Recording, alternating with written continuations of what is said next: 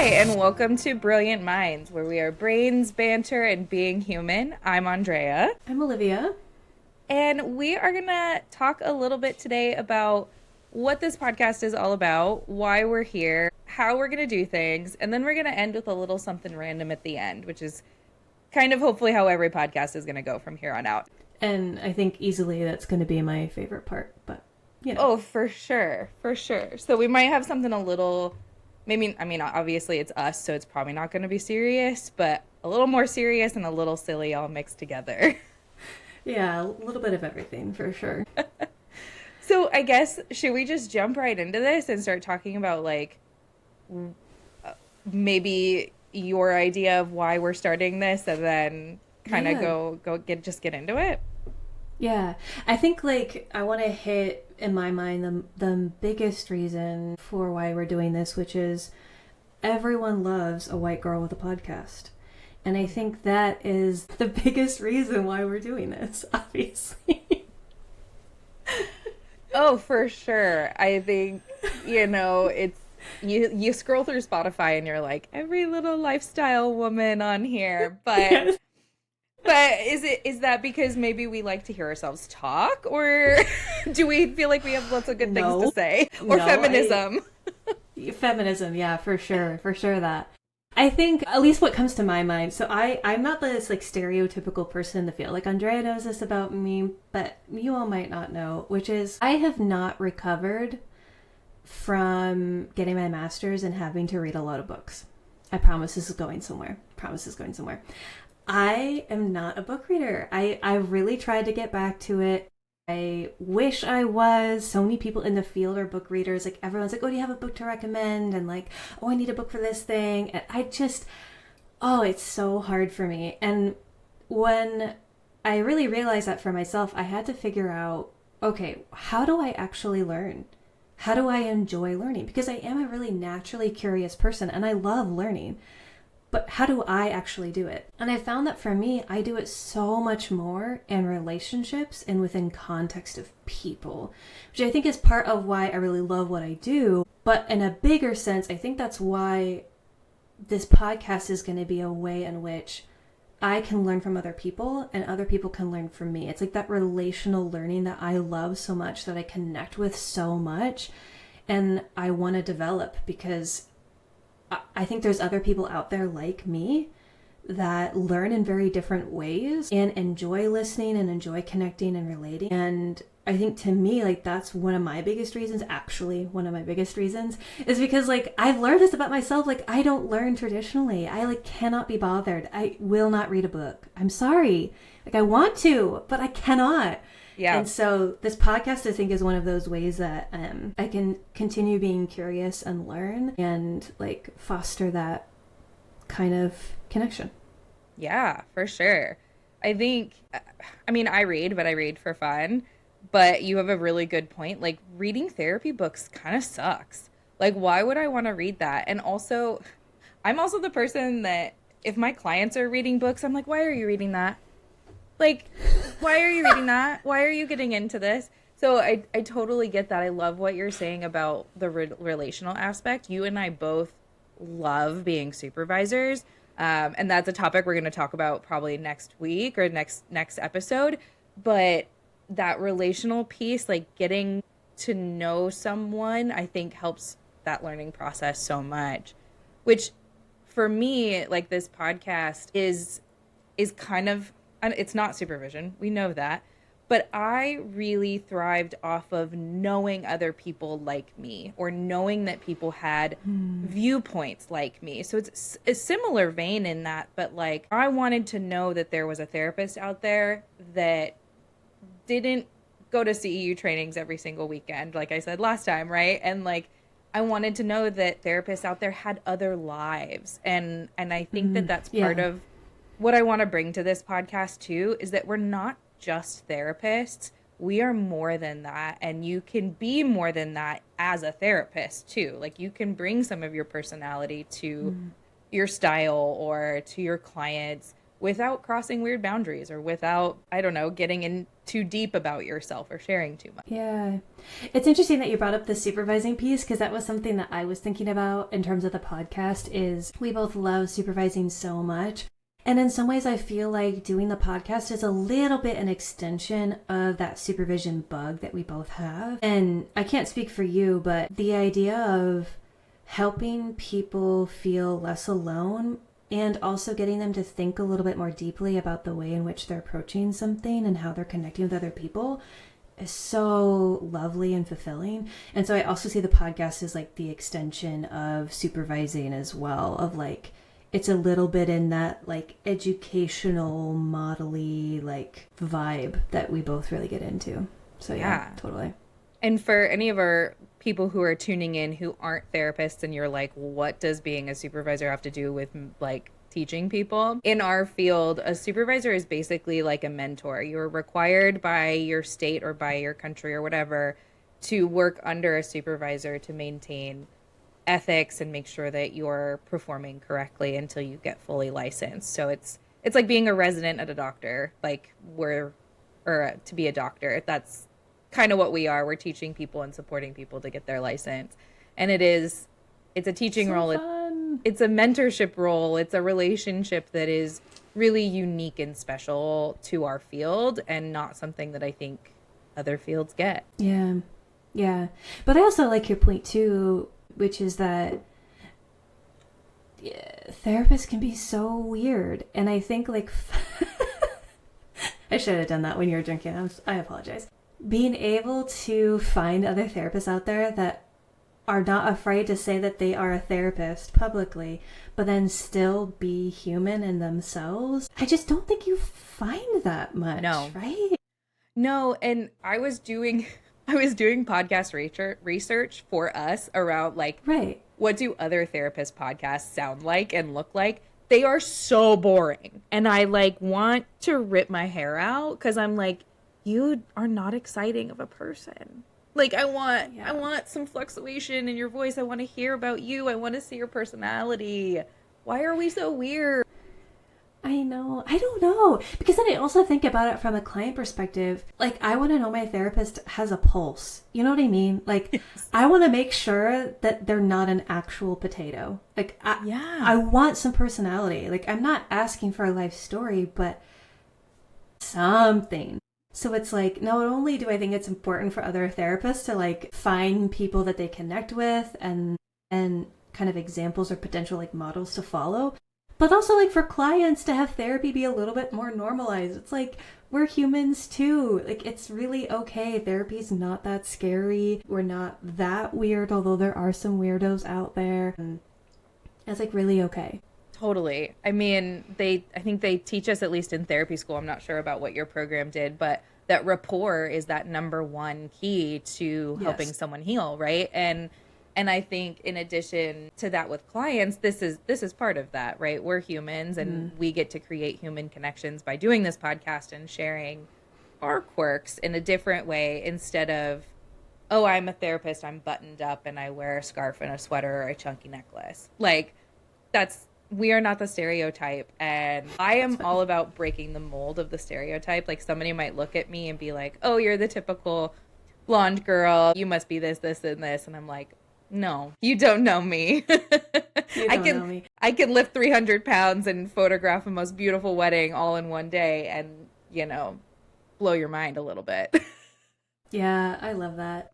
I feel like that's something that we relate on. Surprise, we get along. But I love bending people's expectations that they have of me or their assumptions that they make, because I think most people that would meet me off the bat would never expect that I'm a social worker, a therapist, right? That I've been in the field for a while, or really like guess many of the other things that I like and that I'm into, like baking and gaming and smashing the patriarchy and, all those fun things. And so, yeah, I love changing people's minds. I love being able to shift somebody's mindset. It's so fun. And I just find I do that so much more from like a person to person basis instead of any of these like big scale things. But I also get as you know, a lot of comments about how I look like I'm 12. So that's the other piece, is that I think a lot of people don't like assume what I do just based off of how I look, too. Of like, oh, you look so young. Yeah. Yeah, So that's also so interesting because like as some of you will get to know me, you know that I'm also a photographer and one of my niche areas in photography is headshots for therapists. So I meet and I get to look physically at so many therapists and it's so interesting to be like somebody walks up to me for their headshots. I'm like, you're a therapist?" But then I have to like be like, "Oh, maybe people will think about that about me," and that's kind of fun. I used to have this goal of making every headshot in the greater Seattle area be taken by me. it could still be a goal. Are you saying it's not a goal anymore? You know, we're kind of on the way. I did 16 of them in the last 2 weeks, so, you know. Get it, girl. But it is like our picture, the way that we look is worth a million words or whatever that saying is.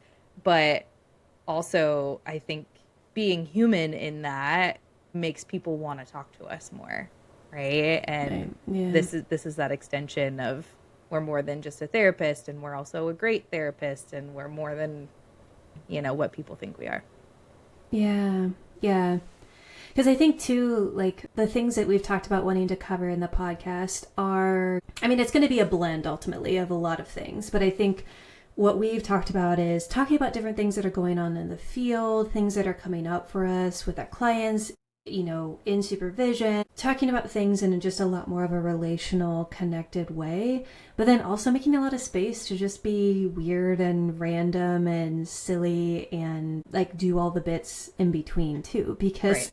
we are whole people. Like, yes, we want to talk about things that are going on in the field, our opinions, our thoughts, and also like maybe we're just going to talk about our hyperfixation food and the thing we make every day for lunch Yeah. for weeks on end, right? Like, and that Yeah. there can be a space for all of it. Yeah. And I think as you're saying that too, another thing that comes to mind is that we're not going to be jargony in here. We're not going to be, neither of us are the type of therapist that use like therapy language like on a regular basis or even, I mean, I can't speak for you, but I don't even really use therapy language with my clients. Sometimes my clients will say stuff and I'll be like, I think I know what that means, but I've heard that in school. I think this would be a really good time for my like personal and professional confession. Yes. Okay. Anytime someone uses the words transference and countertransference, my brain can never figure out which one is which, and I get confused every single time. And it's it's one of the most common words in our field, don't you think? Like, it totally is. It's so common. Like, people use it all the time. And they're like, oh yeah, there's just like a lot of transference happening. And then I'm like, my brain is buffering. I'm like, loading. Just use projection. Projection makes sense. Transference does not. Like, every time it does not click in my brain. I just had to get that off my chest because I agree with you. These words don't make any sense to me. That's so fair. I think about that. That's such a good professional confession because I almost see it as like, this is mine for photography, so it's not really related, but I can't tell my lefts and rights. And every single time I say that. I was literally going to compare it to that. That's so funny that you said that. Okay. Yeah. Okay. So like, and every time I say that to a photography client, they're like, oh, well, just do the L thing with your hands. And I'm like, they both look like L's to me. Like, well, that's not helping me. Transference, countertransference, that's not going to help me. I don't know. But like, I know logically what they mean, but which one is which? That's so fair. Totally. Oh my gosh. Yeah. I think the thing that I'm going to love, selfishly so, about doing a podcast is that it kind of feeds my love for over-explaining something and like talking something to death. Oh, yes. Is that an ADHD thing? Is this a hyperfixation thing? What do you think? I don't know. I feel like, because it's not everything. There's plenty of things that I do not verbally process at all. Like, truly. Mm-hmm. But the things that I do want to process verbally, I want to process them. Yeah. It's so true. I feel like it's that phenomenon of we really want to feel understood. And so as part of the processing, we're also trying to help the other person understand where we're coming from. So we tend to like over explain, provide too much context, and just like talk something to death. Yeah. Yeah. I think, my form of that is when someone tells me a story, I have to tell like my own story as a way to connect with that. And it's not necessarily explaining, but it's almost my way of being like, oh, I'm validating you because I know what that's like. And like, I just want to talk about this whole feeling and this experience over and over and over, and let's keep going. Right. Yeah. Yeah. Also, again, from a selfish perspective, doing a podcast with you means I get to spend more time with you. And that's like never been a bad thing. No, never. So, like, yeah, why wouldn't I want to do that? Right. I have never once felt like I could or ever will be tired of you. That's probably like one of the best compliments I've ever gotten. That's so sweet. Well, if I sit back and think about it, and I think about the times that we've spent together, like, yeah, I think we have moments where we just kind of sit quietly and just like be in each other's presence. Sit quietly, meaning like for 10 seconds, you guys. Like, okay, yeah, I was like, I don't think I've sat quietly in my life. Yeah.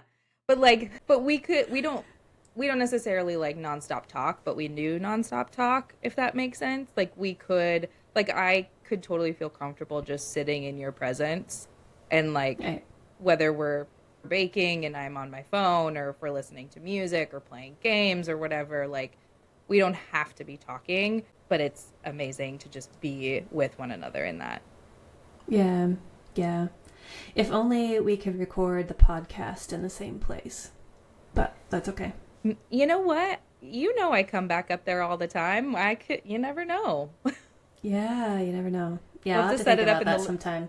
We'll have to rent a podcast space once in a while, and Oh, be super fancy. Very I know. fun. Look at us. Look at us. Why not?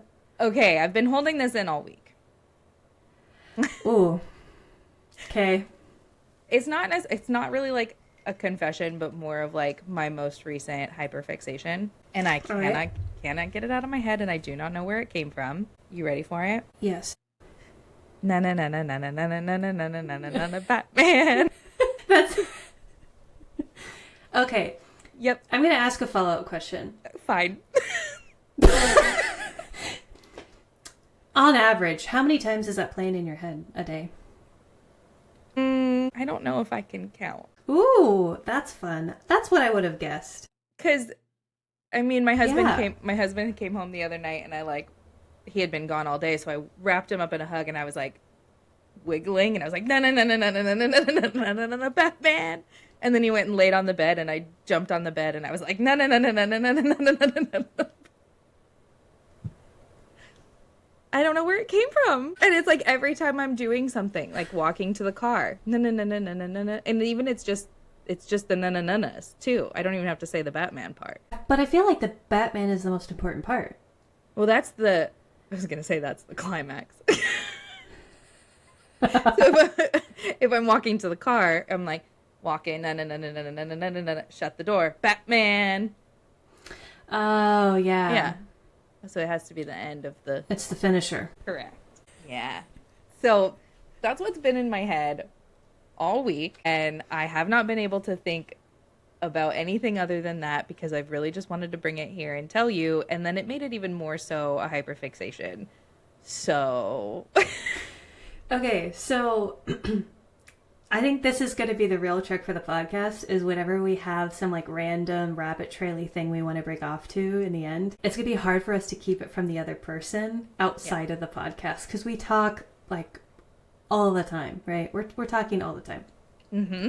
Okay, so I have also been holding this in. This is totally random. It's not a sound. It's not like anything. Okay. I've come up with a term, and I think it's really important, and I want it to take off. So I'm going to start. Okay. I have found that there's a vast majority of people that are neurodivergent that really love thrifting. Okay, no. Okay. Go with me on this. Okay. I'm so on track. Neurodivergent people love a good thrift. Mm-hmm. Okay, I've thought about this because I also love thrifting. I don't always have the time for it, but I do love it. Yeah. I was thinking about like, why is it so appealing to go thrifting? And I think there are some aspects of like, it feels a little bit more, reduce, reuse, recycle, right? Like it feels a little bit more conscientious. Great. I think the other piece is it's like the mystery, the curiosity, the ambiguity of like you don't know what you're going to find. And you also don't ever go in with, I really need, I don't know, overalls. You don't go into a thrift being like, I need a specific thing. You go into a thrift store with the most open mind a person could ever have because you need to be open to the gifts that it can give you.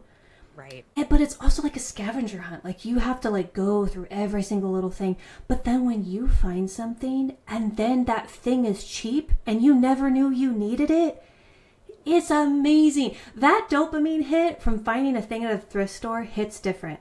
And so that is why I've decided we need to call it green gambling. Why green? Because it's like green. Okay. Yeah. Yeah. Oh, I like it. It. Yeah. It's kind of like a version of gambling. Honestly, like going thrift shopping is a version of gambling. But it's like healthier. Yeah. And like better. And it's not, it's not like addictive. True. So it's green gambling. Yeah. I like that. Yeah, it is true. Like I really like mystery boxes.